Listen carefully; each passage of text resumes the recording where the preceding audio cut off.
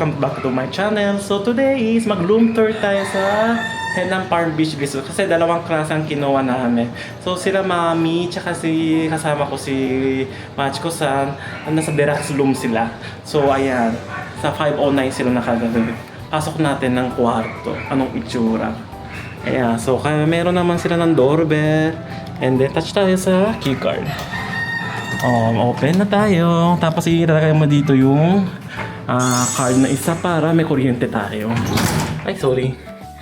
Ayan. So, may vacation plan na tayo muna. Siyempre, di ba? Mamaya na tayo ng banyo. Ayan. So, security deposit. Meron din sila pa yun. And then, dalawang kama. Pwede kayo mag-additional na. Kasi yung room nito, dalawang packs maximum. Pero pwede naman mag-additional kayo na 1 packs na about 3,000 pesos yata binayad ko. Di ko din sure. May bilan. Pero pwede na hanggang maximum 3 person. Tapos, ito ang view natin sa 5th floor. Is medyo mataas siya pero maganda. Ayan. Diba? So, ito yung tawag yung full body mirror. Pwede kayo mag-makeup dyan and then mag-uupo. And then yung sa aircon, super ang ganda talaga. Super lamig. Yan. And then may malaking TV. And then sa dito, yan, sa rep. Siyempre, kung bibili ka ng inumin, papalamig. Tapos meron naman din sila ng parang painit ng tubig, hot water. So, ayan. So, makikita natin yung banyo. Ayan. Pasakin natin yung banyo. Tapos, ayun kakaiba. Kasi yung sa deluxe, premium ka dati din eh. Walang shower mo. Pero sa deluxe meron, no? Yung kakaingit. Joke. Ayan. So, separate sila nung open natin yung ilaw. Ayan. Separate natin ng shower room. And then bidet. And then toilet. And then may hair dryer din. Kasi si Tomo-san, kailangan ng dryer kasi kulot ang buhok niya. Binili pa sa Lazada. Pero na yun naman, dito sa Henam Park, may kasama naman sa dryer, hindi kailangan. And then yung mga amenities din meron. And then may bathtub. May shower din dito. Pwede kayo mag-rooming going char. Joke lang. Kapag lulugoy kayo sa pool or sa dagat tayo. Huwag tayo sa dito. And then dati sinabi ko din may roll curtain sila dito. Para masasarado yung shade. Diba? Ayan, ito ang deluxe room ng room tour. So, susunod natin yung sa amin, sa premium na. Yung last September din dito ako nakastay sa Henam Palm Beach Resort. So, tawag doon, sa susunod na bababa muna tayo kasi wala pang bakante yung kwarto. Kapag nabakante na tayo, mag-room tour tayo. Dito sila, Machiko-san. Ayan. Super ganda, di ba? Ang sarap talaga ng feeling. Ayan, so yung room natin, pasensya na, ibang araw kinuha ko sa gabi. Ayan, so third floor ka ko, ang kinuha namin premiere. And then, pasok natin.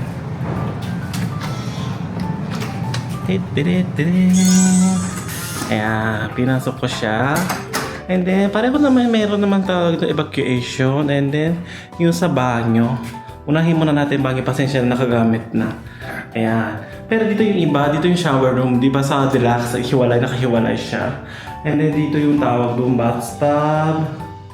Sandali, yung camera ko, may tupak na naman to. Ayan, may bathtub. And then, mirror. And then susunod yung sa CR. Ayan. So, ayan. Dito yung pakahiwalay siya. Diba? Ito naman pareho naman eh. Yan. So, puntahan natin dito. Yan. Tapos, iba, pareho na naman yung style. Ayan. Tingnan mo. Diba? Pareho talaga. Tapos pasensya na may na yung gamit pasensya na. Super natouch ako sa henna. Meron silang chocolate kapag nag-cleaning. Thank you sa Henam Palm Beach Resort talaga. Haba, more, delightful stay. Yeah. Super ganda, di ba? Natouch ako talaga. Ayan sa view ng tawag doon sa sa veranda. Ayan, nasa labas tayo. Kasi siya nagabi na kinuha ko. Ayan o. Ayan yung sky pool o. Tapos hindi yung beach. Tapos nakasangkay, pasensya na. Diba? Ang ganda talaga dito.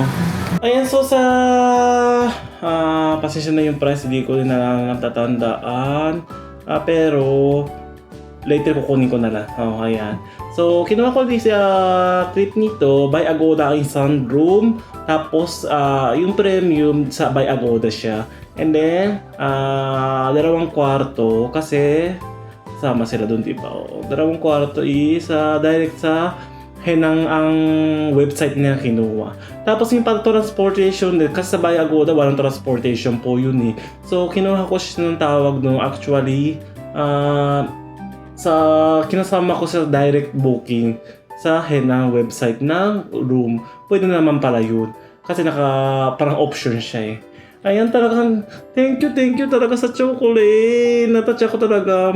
Baka mahulog eh. Ayan, pagpa-picture ako na mamaya. Super ang ganda talaga. Talagang gusto mo talaga na balik ng balik. Tapos yung tita ko din, first time pumunta ng Henan. Wala pa siya ang dami siya pumunta sa Boracay. Hindi siya nakapunta pa ng Henan. So first time siya na yun dito. Super maganda talaga. Pati yung sa breakfast na sarapan din sila. Ilang balik na kumuha, kinain eh. So last na parang stay na dito sa Boracay. Kasi 2 night 3 days na ako dito. Pangalawa ng araw dito. Bukas umaga, uwi na kami sa Manila. Ayan. So talagang super ang ganda talaga. Yung price, sasabihin ko sandali lang. Ayan, so sa Henan, ang kinuha namin na premium is 2 tao is nasa 36,824 yen. So i-convert natin sa pesos, about magkano? Wait.